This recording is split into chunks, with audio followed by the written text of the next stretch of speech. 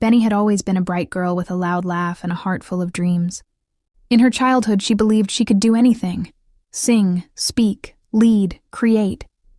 But life has a way of introducing us to people who break us before we learn how to protect ourselves. For Benny, that person was Mr. Jervis, her secondary school teacher. He never shouted.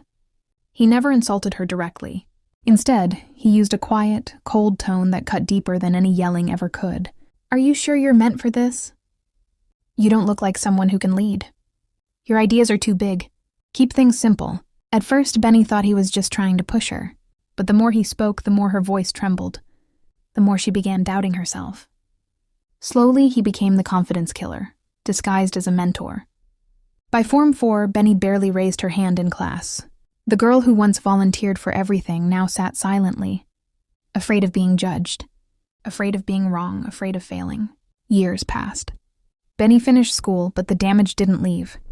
Every time she wanted to apply for a job, a voice whispered, "Not you. You're not good enough." When friends encouraged her to start a business, she heard his cold tone in her mind. "Keep things simple." When she stood in front of the mirror, she saw a version of herself that wasn't real, one built from doubt, not truth. But life always sends someone to remind us who we really are. For Benny, that person was her cousin Vanessa, a bold, outspoken woman who feared nothing. One evening, Benny confessed everything. How one teacher had slowly drained her confidence away. Vanessa listened quietly, then said something that changed everything. "Benny, a person can only kill your confidence if you allow their voice to be louder than yours." Those words hit Benny like a wave. For the first time, she realized the truth. The real confidence killer wasn't her old teacher. It was the voice she continued to carry long after he was gone. From that day forward, Benny started rebuilding herself. Slowly, painfully but surely. She joined a women's empowerment group. She practiced speaking in front of the mirror. She applied for jobs even when fear screamed at her. She replaced Mr. Gervais's voice with her own.